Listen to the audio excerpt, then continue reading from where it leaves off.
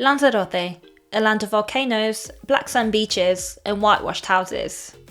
After exploring all corners of the island in 10 days from north to south, we've created a guide on the top places to visit.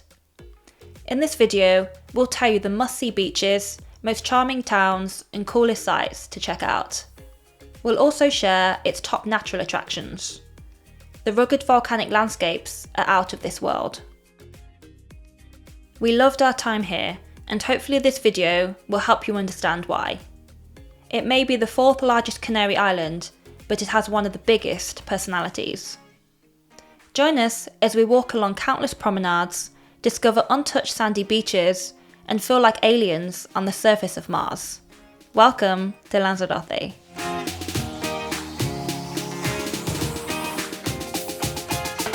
We're starting our video with Playa Blanca, one of Lanzarote's most popular tourist resorts. Tucked away to the southern tip of the island, this scenic coastal town has some of Lanzarote's best hotels, beaches and a long promenade. We stayed here for 3 nights of our trip and appreciated how relaxing and beautiful the area is. Playa Blanca's town centre is full of excellent shops, bars and restaurants. The atmosphere is upbeat and family friendly, and the neighbouring beaches are some of the best on offer. We love strolling along the long scenic promenade, stopping off for a drink in one of the seaside bars.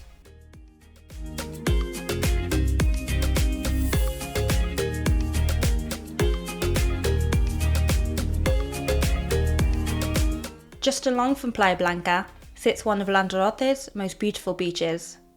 Papagayo Beach is a small sandy cove that's sheltered by 2 cliffs on either side of the bay. The water is clear and refreshing, and it's a great place to relax or go for a swim. Papagayo is located in a remote national park, so to get there, you'll need to hire a car. The surrounding area has several untouched beaches, some of them less crowded than others.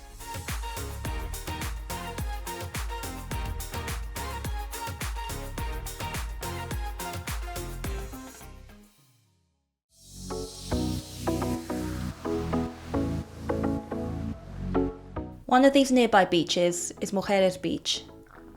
Unlike the small, crowded cove of Papagayo, Mujeres is a much larger beach, stretching for almost 400 metres. With beautiful golden sands, very few waves and shelter from the wind, it's an excellent place for a beach day. Whilst not as pretty, we like this beach more than Papagayo as there were a lot less people.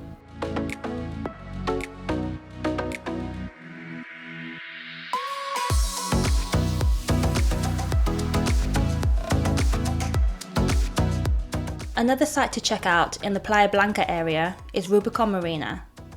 We spent a full afternoon in this lavish yacht marina, and it stood out to us as one of the most exclusive and picturesque marinas in Lanzarote. It's a top spot on the island to hire a charter yacht or to head out to sea on a scuba diving tour. The marina has a long promenade full of bars and restaurants, many of which have a romantic setting, especially at sunset. Enjoy a meal or drink with a view as you watch the boats arrive and depart, or if you fancy a bit of retail therapy, pay a visit to Rubicón Shopping Centre.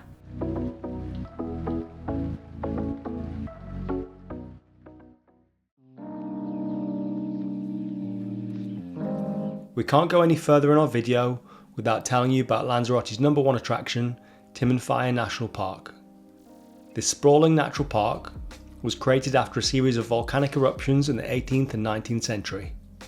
Covering 50 square kilometres, with towering volcanoes, a black rock surface, and countless remnants of volcanic activity, it's unlike any place we've ever visited.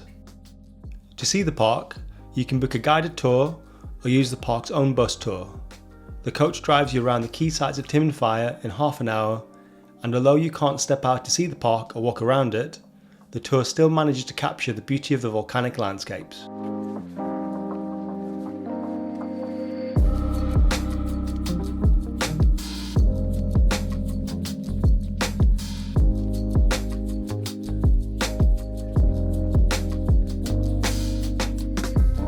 After visiting Timanfya National Park, we recommend heading to another site in the park, to a small town known as El Golfo.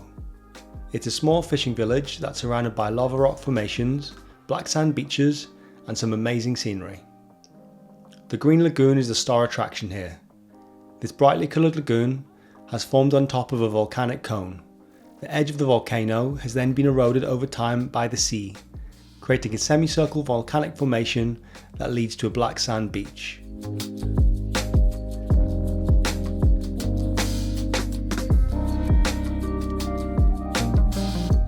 Los Hervideros is another must-see on Lanzarote's west coast that's only reachable by car.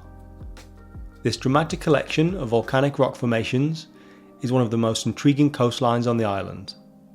The crashing waves of the Atlantic Ocean clash with the jagged lava rock, which was formed when the volcanoes erupted many years ago. Unlike the national park, where you're a distance away from the lava rock, at Los Hervideros, it's within touching distance.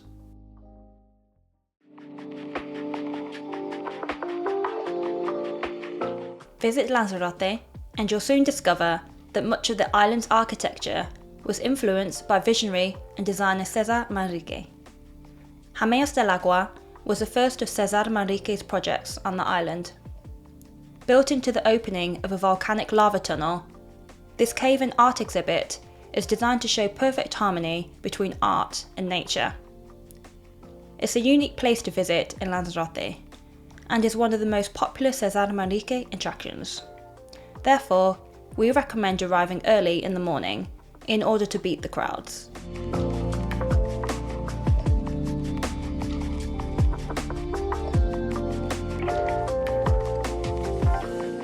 Lanzarote is a land of cacti.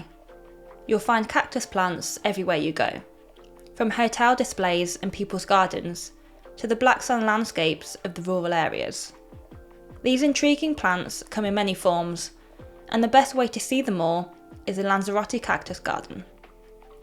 We were amazed by the size, shapes, and unusual characteristics of the cacti here, and thoroughly enjoyed walking around the different trails.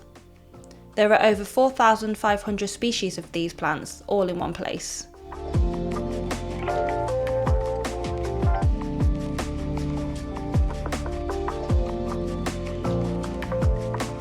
Another place to see the island's unique geology up close is Antigua, Rofera. It's just a short drive from the cactus garden we just mentioned, and is worth a quick half-an-hour stop off. It's an abandoned quarry with intriguing rock formations. The volcanic ash rock has eroded over time, creating a series of weird and wonderful arches, caves, and tunnels.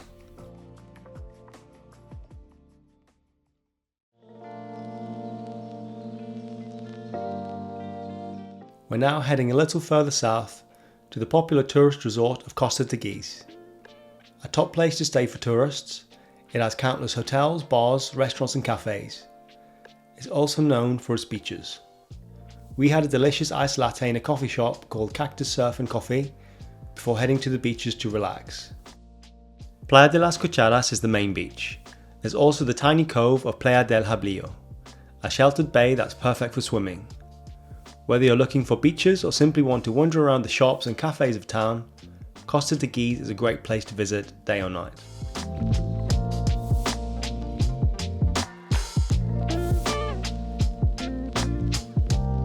Inland from Costa Teguise, Teguise Old Town is the former capital of Lanzarote. Rich in history and culture, its traditional cobbled streets, iconic white buildings, and upbeat atmosphere make it a great place to explore, especially on a Friday. Visit Teguise on Friday morning and you'll see the town come alive with market stalls, bustling street vendors and live music.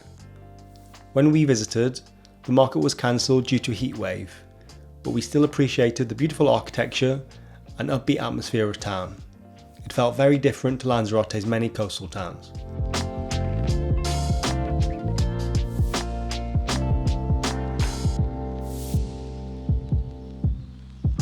Punta Mujeres is a small fishing village on Lanzarote's east coast. It's lesser known amongst tourists, but a top spot for locals that want a quiet place to relax and enjoy the sun. The main reason to visit is to bathe in its natural pools. The Punta Mujeres coast has dozens of small rock pools that have naturally formed creating shelter from the waves. We went for a long walk along Punta seaside promenade, took a quick dip in the natural pools, and ended our visit with lunch at a local restaurant.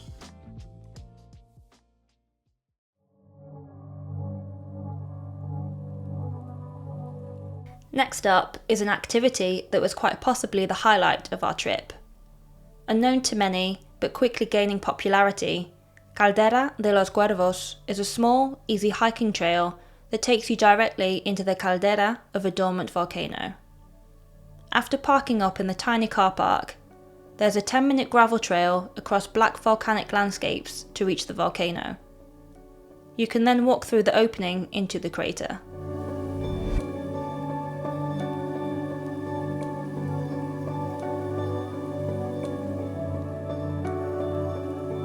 La Geria is Lanzarote's winery region. In a land as barren and desolate as Lanzarote, it's surprising that good wines can be produced here, and some of them are award-winning. It's all down to a unique process known as a geria, where a cone-shaped hole is excavated from the volcanic soil and is then protected from the wind by a half-moon wall. Bodega La Geria is the most popular wine tasting and tour option, but we recommend Bodega Stratus. It's a lot less touristy.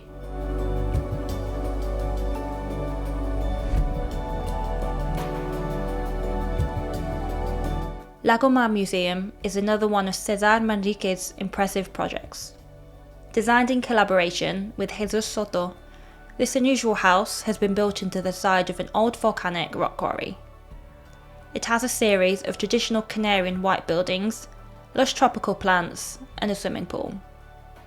LagOmar has been used as a filming set in several high-profile films, and is a true oasis amongst the barren desert landscapes. We spent a good hour wandering around the house, and finished our visit with a drink in the garden cafe.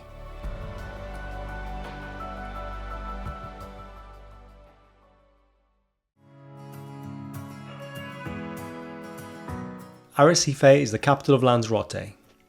Located in the centre of the island, this commercial and industrial hub is where many locals live and work. It's also a great place to visit to see a different side of island life. The long promenade reminds us of Barcelona, with its long stretch of sandy beach, a high-rise hotel, and rows of contemporary buildings. We spent an afternoon in Arrecife checking out the sights of its old town. We then walked across to the 18th century San Jose Castle, which sits on an island just off the shore. We then finished our visit on the beach.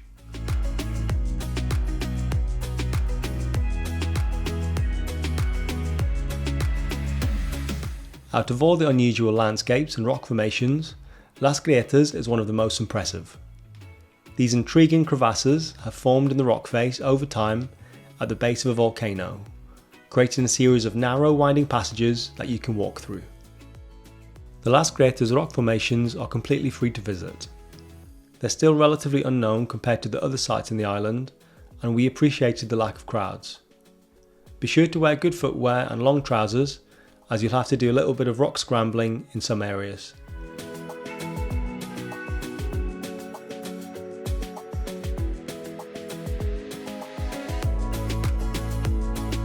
Puerto del Carmen is where you can find an upbeat nightlife scene and plenty of bars, shops and restaurants. We stayed in a nearby town and visited Puerto del Carmen a couple of times, and we particularly enjoyed walking along its long scenic promenade, which passes a marina, several beaches and the main town. Typical whitewashed buildings and nice cafes, gift shops and brunch spots can all be found in its narrow alleyways, away from the beachfront. Head to the town centre or beach areas and you'll find a much livelier atmosphere, especially in the evening.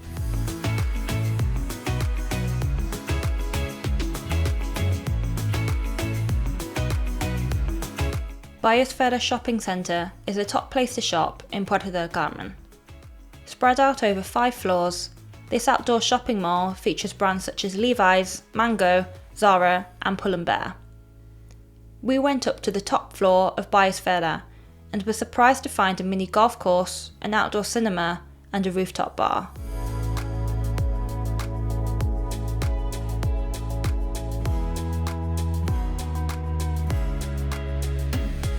Just along the coast from Puerto del Carmen, Puerto Calero is a small, quiet seaside town.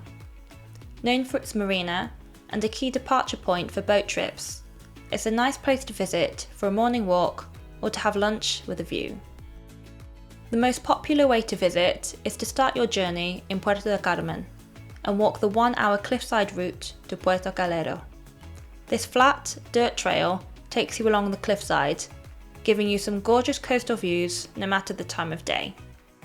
You can then return to Puerto del Carmen at the end of your visit by hopping aboard the Puerto Calero taxi boat.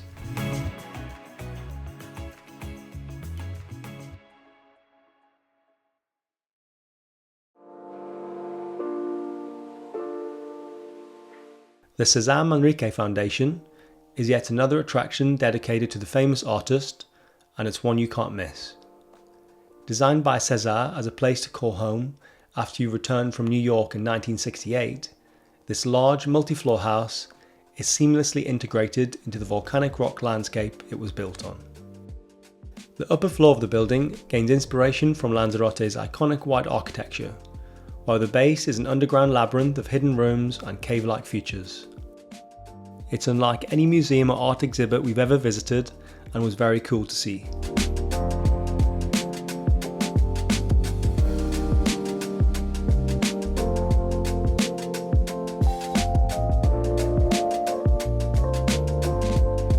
Los Pocillos is one of the 2 places we stayed during our time in Lanzarote. It's one of the quietest tourist areas, home to a selection of budget-friendly apartments and hotels, affordable cafes and restaurants, and a seaside promenade. Daytimes are best spent on its sandy beach, strolling along its promenade, or grabbing a drink in a sea view cafe. Evenings are a little livelier, giving you a good choice of restaurant and bar options. There isn't a huge deal to do in Los Pocillos, but that's the beauty of it.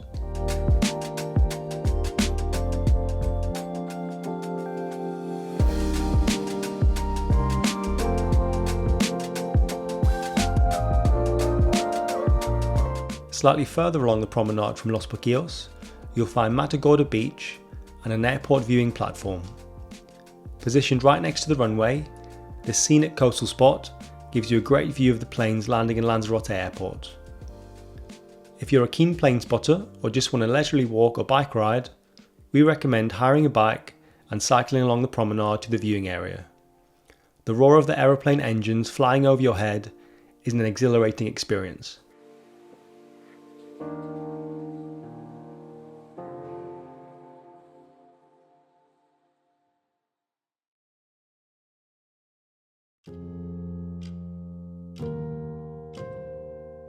Lanzarote has many beaches, but not many are as unique as Famara Beach on the island's northwest coast.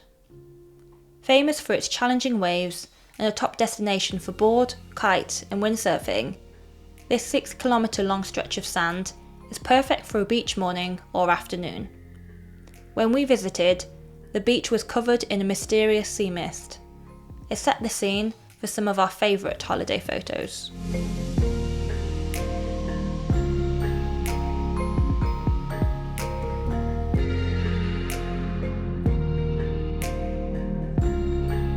Perfectly paired with a visit to Famara Beach, the northern mountains of the island are very different to elsewhere in Lanzarote.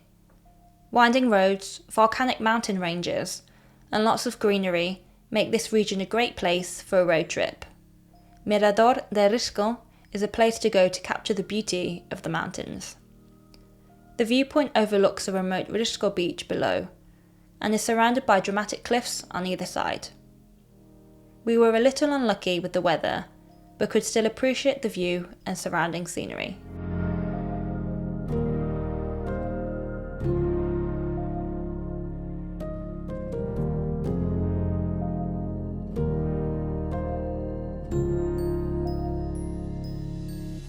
Another cool viewpoint in the northern mountain range is Mirador del Rio.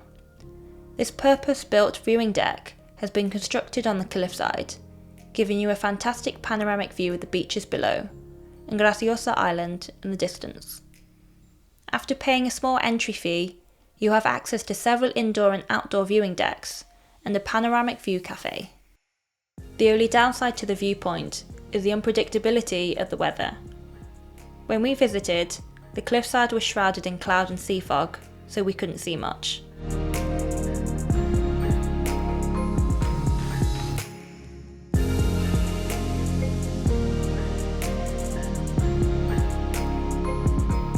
To the east of the town of Orzola, you'll find several stunning natural pools and sheltered beaches. Caletón Blanco is the prettiest of them all. Crystal clear water, unique rock formations, and shallow water make it a great place to bathe and relax on a sunny day. Our drone footage doesn't do the coastline justice, as it was a cloudy afternoon. Visit on a sunny day, and you'll see the turquoise waters at their best.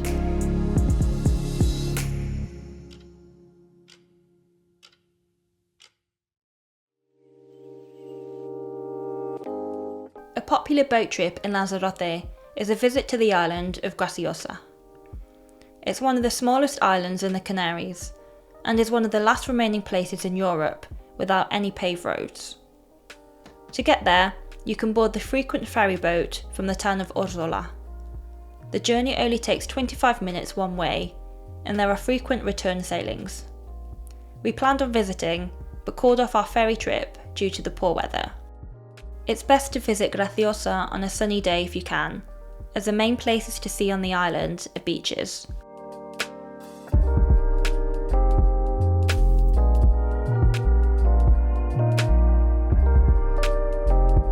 When we visited Lanzarote, we stayed at the H10 Timanfya Palace in Playa Blanca. The hotel was a little out of the way, but we appreciated how peaceful and quiet it was.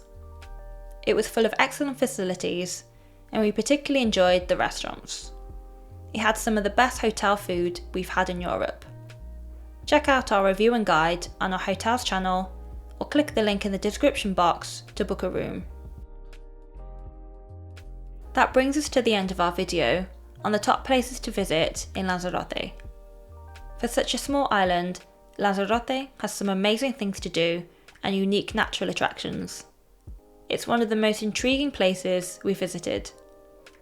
If you liked our video, please give it a thumbs up and subscribe to our channel for more travel ideas. We have more Canary Island videos on their way very soon. Thanks for watching.